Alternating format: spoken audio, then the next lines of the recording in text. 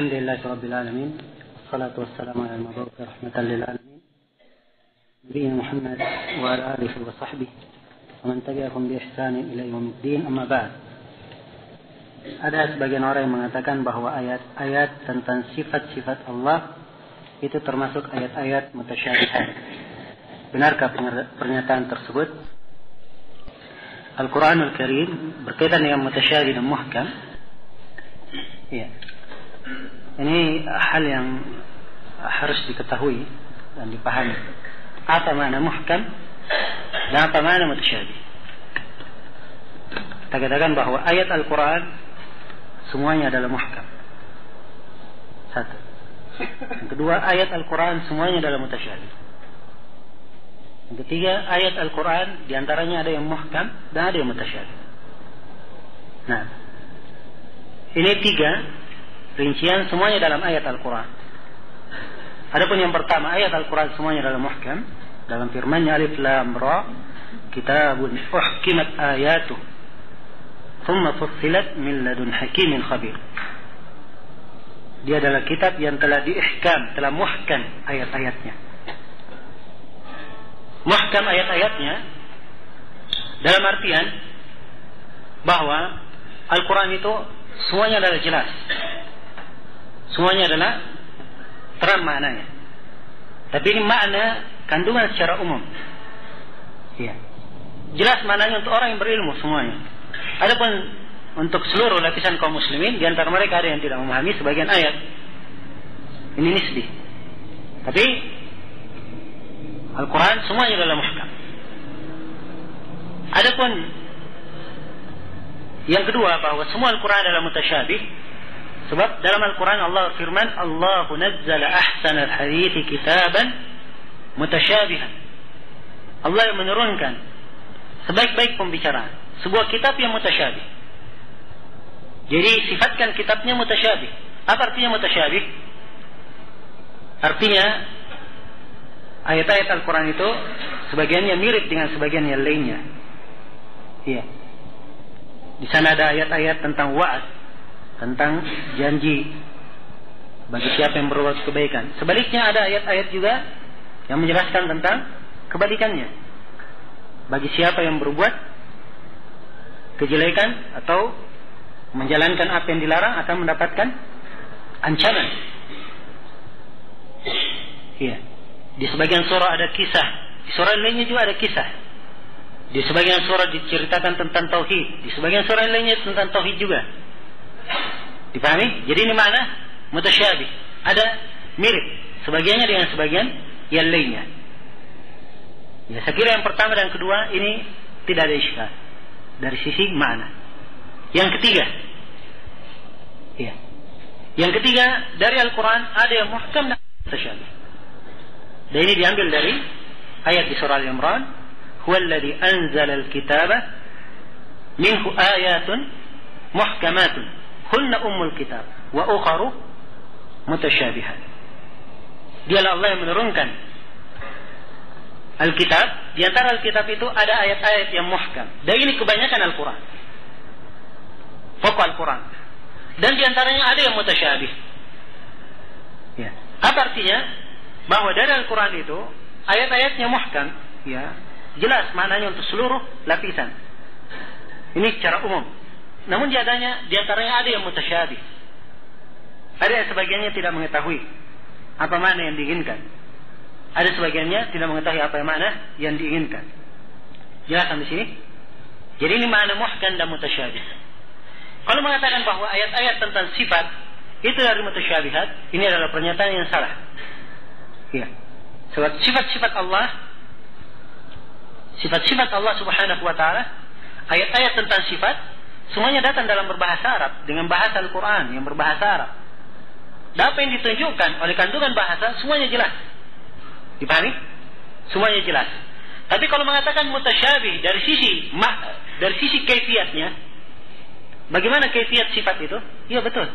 Tidak ada yang mengetahui bagaimana kaifiat sifat Allah Subhanahu wa ta'ala. Misalnya dalam Al-Quran, ya, Allah Subhanahu wa ta'ala berfirman, wasi'at rahmati kulla syai'. Rahmatku meliputi segala perkara. Rahmat adalah sifat. Apa artinya rahmat? Hah? Kan jelas ya kan? Mana rahmat? Secara bahasa yang bermakna kasih sayang. Ya. Ya, rahmat sudah di bahasa Indonesia kan lagi. Dipahami. Apa rahmat itu sudah menjadi bahasa Indonesia. Secara bahasa dimaklumi. Tapi bagaimana hakikat dari sifat ini? Sifat rahmat Allah. Ini tidak diketahui bagaimana hakikatnya. Sebab tidak ada yang bisa mengukur rahmatnya Allah. Iya. Jelas sampai sini? Iya. Jadi kalau dikatakan mutasyabih dari sisi kaifiatnya tidak diketahui bagaimana kaifiatnya, ya benar pernyataan ini. Tapi kalau dikatakan mutasyabih ayatnya tidak diketahui apa maknanya, maka ini dari perkataan ahlul bidah dari kalangan mufawwidhah yang meniadakan makna dari Al-Quran. Dan ini adalah sejelek-jelek bidah yang diadakan. Jelas ya? Saya dulu pernah meruqyah orang yang kemasukan jin dengan membaca Al-Fatihah berulang-ulang. Tapi anehnya setiap selesai membaca Al-Fatihah, orang yang kemasukan jin itu mengucapkan amin. Ini bagaimana? Jazakumullah khairan. Ya. Ya bagaimana, saya nggak tahu harus bagaimana. Ya. Tapi perlu diketahui bahwa orang yang meruqyah, ya, pertama dia dengan bacaannya tersebut dia harus meyakini bahwa ruqyah yang dia lakukan benar sesuai dengan syariat. Itu yang pertama. Apa yang dia lakukan benar sesuai dengan syariat. Kalau dia sudah selesai dari ini, apa yang dia baca sesuai dengan tuntunan atau ada dasarnya tidak terlarang dalam syariat. Yang kedua, dia harus memperbaiki keikhlasannya. Keikhlasan dalam mana dia ikhlas membacanya hanya untuk Allah, dan keikhlasan bermakna dia bukan orang yang berbuat kesyirikan. Ya. Ini yang kedua. Sebab ini ada pengaruhnya. Ya. Beda antara bacaannya orang yang muwahhid bertauhid dengan orang yang tawaf di kuburan. Ya. Beda. Nah. Ya. Ini sekedar cerita saja. Ya. Bukan diambil sebagai pendalilan. Ya, pernah di suatu keadaan ada yang meruqyah, saya juga hadir di situ. Jinnya berkata, saya heran kok dibacakan Al-Quran kepanasan saya. Nah, padahal saya di tempat ini, dia sebut namanya. Nah, itu tempat pesantren orang-orang yang biasa tawaf di kuburan. Dan ini tiap hari orang baca Al-Quran di sana, saya biasa-biasa aja, santai-santai aja. Nah, dan tentunya pengaruh bacaan itu ada. Pengaruh dari orang yang membaca. Nah, dari sisi tauhidnya.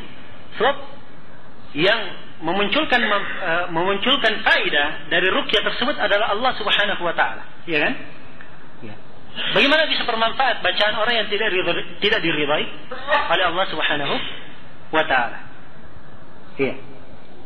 Walaupun ya, secara umum bahwa kalau dia telah mengikhlaskan niatnya baik tauhidnya, maka insyaallah taala hal tersebut bermanfaat. Kemudian keadaan ini juga kita tidak tahu apakah orangnya ini betul-betul kerasukan atau pura-pura saja. Ya. Tentang majalah yang ditanyakan saya tidak kenal ya. Apakah pengobatan jarak jauh melalui telepon atau televisi dibolehkan? Ya, apa maksud? Ya, dari pengobatan jarak jauh. Ya. Ini kalimat yang butuh dirinci pertanyaannya apa. So, banyak kemungkinan. Sekarang ini kata jarak jauh di masa ini terlalu banyak penafsirannya. Ya. Terlalu banyak penafsirannya dan banyak prakteknya di tengah manusia. Kalau jarak jauh bermakna konsultasi, ya tidak ada masalah. Ya. Kalau jarak jauh bermakna ruqyah, dia ruqyah misalnya melalui telepon, ya. Kadang memberi manfaat, namun tidak seperti dibacakan langsung. Ya, dibacakan langsung. Sebab dari nas-nas yang ada itu bacaan secara langsung. Tapi kita tidak katakan terlarang hal tersebut, tidak. Ya, karena dia juga di melalui telepon itu ada makna bacaan secara langsung walaupun tidak bacaannya tidak langsung didengarkan ya dari mulutnya, tapi melalui perantara alat. Hukum orang yang salat dengan menggunakan celana yang ketat, auratnya kelihatan. tidak melapis dengan sarung, apakah salatnya syah atau tidak? Apakah dia berdosa? Nah, karena kebanyakan kaum muslimin tidak mengetahuinya. Ya, apa yang diinginkan dengan aurat? Kalau yang diinginkan dengan aurat adalah kemaluannya yang nampak misalnya, karena ketatnya, maka ini membatalkan salatnya. Tapi kalau yang diinginkan kelihatan pantatnya atau belakangnya, maka itu tidak membatalkan salat sepanjang kemaluannya masih tetap tertutup. Adapun kalau misalnya ada di kalangan kaum muslimin yang melakukannya dan mereka tidak mengetahuinya, maka ini termasuk tugas dari orang yang mengetahui untuk menyampaikan dan memberikan nasihat sambil menjaga penggambaran bahwa agama ini mudah dan mengarahkan manusia kepada apa yang terbaik. Dan saya kira orang yang salat dan celananya ketat, saya kira enggak khusyuk ya. Bagaimana bisa ruku kalau celananya ketat? Nah, kemudian juga dari kesalahan, kadang bukan auratnya saja yang kelihatan dari sisi atau kemaluannya saja. Kadang karena celananya agak pendek, sehingga ketika sujud atau ruku celananya tertarik, sehingga yang di belakang pinggangnya atau di kulit di belakang pinggangnya kelihatan, dan itu juga termasuk aurat. Kalau nampak langsung tanpa perantara, maka itu juga membatalkan sholat. Nah, bagaimana hubungan hadits imam itu untuk diikuti? Jika membaca maka dengarkanlah. Dengan hadits tidak syah sholat tanpa al-fatihah. Ya, jawabannya tidak ada pertentangan antara dua hadits. Ya, kalau imam itu untuk diikuti, kalau dia membaca dengarkan. Iya, kalau dia membaca dengarkan, kecuali al-fatihah. Kecuali kalau membaca al-fatihah. Untuk mau membaca al-fatihah, tetap dia membaca al-fatihah. Dalam salat jahriyah tentunya. Kalau salat sir, ya semuanya membaca al-fatihah. Bolehkah menghafal Al-Quran dalam keadaan tajwid kurang baik? Ini dibangun di atas hukum tajwid, apakah wajib atau sunnah. Itu yang pertama. Kemudian yang kedua, kalau dia hanya sekedar menghafal, ya boleh dia hafalkan walaupun tajwidnya tidak terlalu bagus. Nanti setelah dia hafal, maka dia memperdengarkan Al-Qurannya, membaca Al-Quran, belajar tajwid, supaya dia bisa membaca Al-Quran dengan benar. Ya, membaca Al-Quran dengan benar. Siapa kata Syekh Mufti Abdurrahman Al-Qassas? Dia menulis objektivitas antara keadilan salaf dan pengingkaran khalaf dalam majalah Kiblati. Ini majalah Kiblati bukan majalah orang-orang yang murni berada di atas jalan as-salaf. Ya, ada pun yang disebut Abdurrahman Al-Qassas Mufti katanya kalau saya nggak salah saya pernah baca tertulis Mufti di Masjid Haram kalau tidak salah. Ya, di Masjidil Haram itu memang ada yang memberi jawaban-jawaban.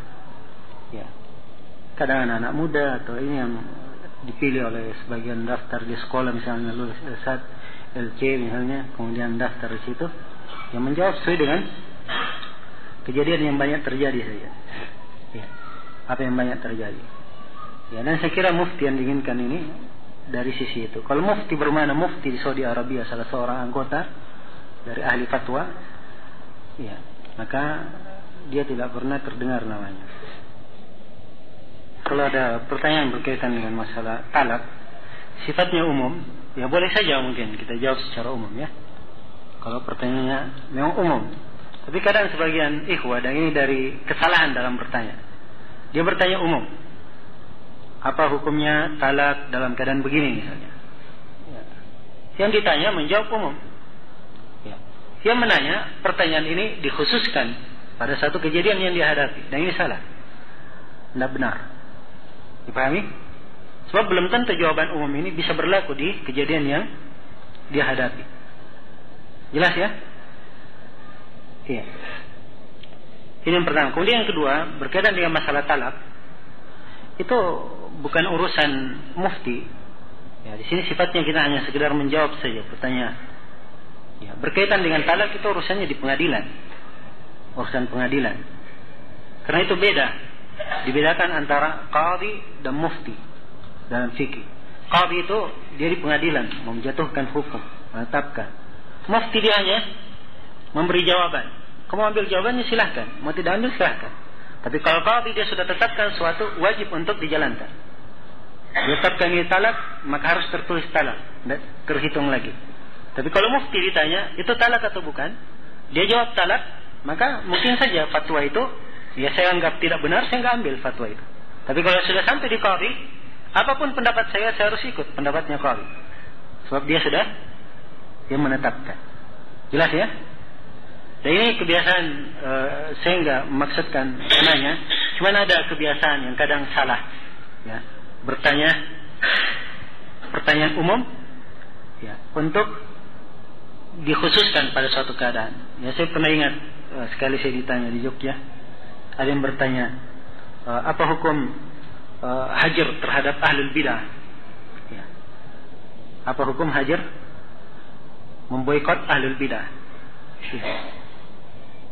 Saya tidak jawab pertanyaannya. Saya tanya, memangnya ada apa? Apa masalahnya? Ya. Kenapa bertanya seperti ini?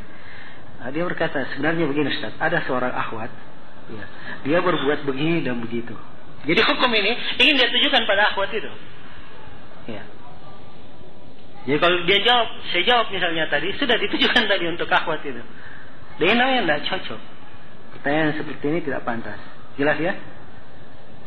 Ini saya ingatkan saya untuk berkaitan dengan masalah talak, masalah peradilan. Tolong jangan ditanyakan di sini. Ya, masalah warisan bukan di sini bertanyanya. Ya. Itu ada pembahasannya. Ya, masalah talak itu butuh siapa yang mempersaksikan, butuh dilihat bagaimana dia menjatuhkan talaknya, bagaimana ininya harus hadir dua-duanya. Ya. Banyak lagi yang diminta. Dipahami? Seorang wanita yang keguguran dan dianjurkan untuk minum anggur koleson yang beralkohol untuk membersihkan sisa kotoran kegugurannya. Apakah wanita ini harus minum anggur tersebut? Kalau tidak diminum, bisa keguguran kembali karena sisa kotoran di dalam tidak bersih. Alternatif lain, minum Coca-Cola tapi tidak terlalu bersih. Bagaimana caranya? Dikasih alternatif lain. Ya. Tadi saya ingin menjawab sebelum membaca ada alternatif lain. Saya ingin katakan bahwa sebagian orang, ya, karena ada yang bergampangan, tidak ada jalan lain lagi kecuali itu. Ya. Tidak ada jalan lain lagi kecuali itu. Ini sederhana aja. Anggur alkohol itu nggak ada dulu di masa Nabi Sallallahu Alaihi Wasallam, minuman anggur. Ya. Dan kejadian yang seperti ini sudah banyak berulang di tengah manusia. Masa tidak ada pengobatan lain, ya kan? Nah, apalagi kalau penanya sendiri ada mempunyai alternatif lain. Ya. Maka jangan bergampangan dengan suatu hal yang diharamkan. Hal yang diharamkan digunakan itu dalam posisi darurat. Tahu artinya darurat? Tidak ada jalan lain lagi kecuali itu. Ya. Tidak ada jalan lain lagi kecuali itu.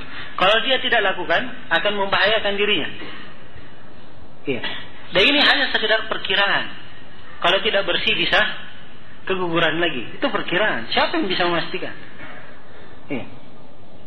Tentang hukum gambar dalam hal video ceramah yang banyak dilakukan oleh sebagian ulama Saudi, seperti Syekh Ibn Utsaimin, Syekh bin Baz dan lain-lainnya. Jazakumullah khairan.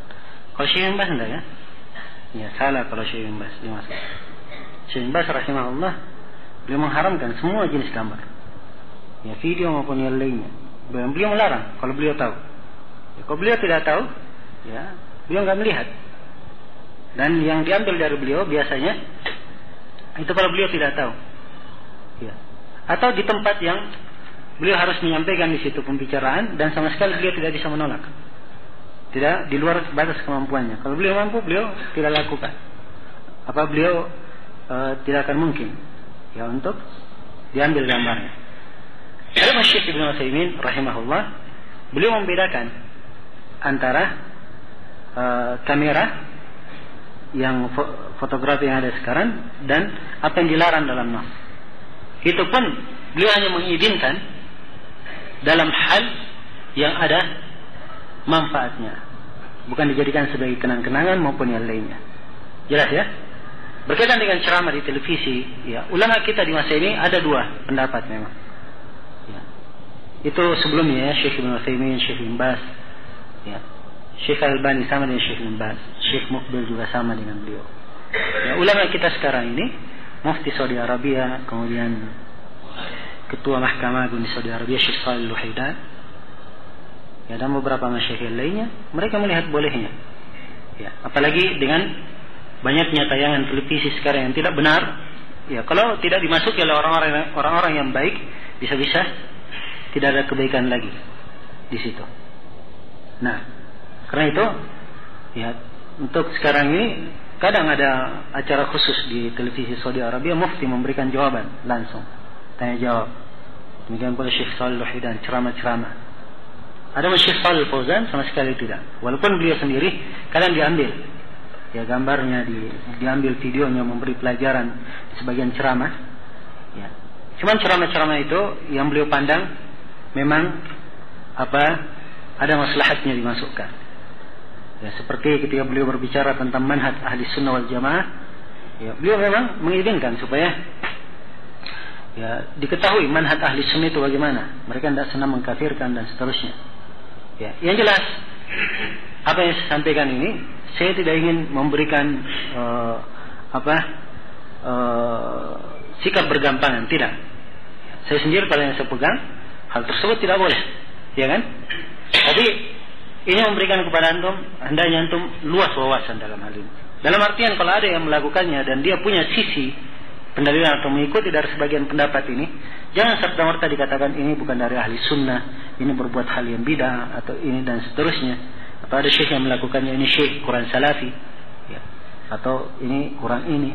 Tidak. Tapi hendaknya hal-hal yang memang ada sudut pandang dan dalil mungkin bisa mendukungnya, maka itu diberikan keluasan. Jelas ya? Ya. Jadi dari dahulu pada sebagian teman-teman, ya, kadang bacanya sifat salat Nabi Syekh Al-Albani. Jadi kalau ada yang salat tidak seperti dengan apa yang disifat salat Nabi Syekh Al-Albani, ini salatnya kurang beres. Atau ustaz ini kurang paham bagaimana tata cara salat. Ya. Dan ini salah, ya. Anggaplah yang disebut oleh Syekh Al-Albani itu benar, tapi apa yang menyelisih beliau atau ulama lain yang menyelisihinya belum tentu bisa dikatakan salatnya tidak benar. Ya. Dan Syekh Al-Albani sendiri saya dengar dari ini sebagian ikhwah, ada yang mendengar dari kaset, beliau berkata, kalau saya salat di belakang Syekh bin Baz dan beliau sedekap, saya ikut sedekap. Ya. Sebab beliau itu ahli ijtihad. Jelas ya? Nah, waktu sudah lewat. Yang jelas apa yang saya sampaikan tadi dari beberapa masalah, saya menginginkan agar supaya sekarang ini dakwah salafiyah banyak diserang sana sini, diberikan tuduhan-tuduhan yang sebenarnya kadang ada sebagian contoh terjadi pada sebagian teman-teman yang bersemangat dan dia salah dalam hal itu, ya. Tapi yang diangkat pada musuh-musuh dakwah mencari-cari kesalahan, itulah yang diangkat. Ini kalau sudah kenal salafi, sikapnya nggak baik sama manusia, ya. Semuanya dianggap ahlul bidah, orang tuanya diomongin, ya. Nah, bahkan kadang lebih dari itu, tuduhan-tuduhan. Ya. Kan antum pernah dengar katanya Dzulqarnain itu di Baju Rupa mengkafirkan jemaah tabligh. Hah? Pernah dengar? Ya, kenapa? Karena dia berbicara tentang jemaah tabligh, akhirnya dianggap mengkafirkan. Begitu saja. Ini persepsi sebagian orang sembarang yang dimunculkan. Karena itulah dari tanggung jawab dan dari sikap seorang muslim yang baik, apalagi dia mengenal hak dan senang kebenaran itu sampai kepada orang lain, dia jaga agar supaya dakwah ini baik namanya di kalangan orang. Dan itu termasuk dari dakwah, ya. Dan termasuk sikap yang salah juga yang saya lihat. Dan ini saya sudah banyak menasihati dan teman-teman yang lain juga sudah banyak menasihati. Tapi masih banyak keluhan juga yang muncul karena itu. Kalau ada orang yang baru datang masih awam, ya, kadang dalam pakaiannya masih isbal, masih itu, ya. Orang-orang yang seperti ini butuh untuk diperhatikan, ya. Butuh untuk diperhatikan, jangan dicuekin, ya. Tidak dianggap bicara, tidak diajak bicara dan seterusnya, tidak. Tapi semuanya adalah muslim, hendaknya kita memberikan nasihat yang terbaik dengannya. Sebagaimana kita dulu, mungkin kita juga seperti itu dulu. Iya. Bahkan mungkin lebih parah daripada dia. Ya. Kemudian Allah memberi hidayah kepada kita dan kita sangat cinta dengan hidayah ini. Demikian pula harusnya sebagai mukmin yang baik kita cinta orang tersebut mendapat hidayah. Kan demikian. Makanya kita ajari mereka dengan akhlak yang baik. Karena itu sering sekali dan hendaknya disampaikan kepada orang-orang yang memberikan cercaan kepada dakwah salafiyah bahwa hendaknya mereka bersikap adil. Apa yang terjadi pada sebagian yang belajar dan itu salah, ya jangan dinisbatkan kepada manhaj salafi. Ada manhaj salafi Al-Quran dan Sunnah di atas pemahaman as-salaf, dan itu tidak ada salahnya. Al-Quran dan Sunnah tidak mungkin dikatakan ada salahnya. Tapi yang salah adalah orang yang menjalankannya. Kadang salah di dalam mempraktekkannya. Dipahami? Dan dibedakan antara ini dan itu. Ya. Semoga Allah Subhanahu wa taala mengampuni kita semua dan senantiasa memberikan petunjuk dan hidayah kepada kita dan memberikan inayah dan kekuatan kepada kita untuk berjalan senantiasa berjalan di atas kebenaran dan diwafatkan di atas Islam yang benar. Subhanakallahumma bihamdik asyhadu an la ilaha illa anta astaghfiruka wa atubu ilaik walhamdulillahi rabbil alamin. Assalamualaikum warahmatullahi wabarakatuh.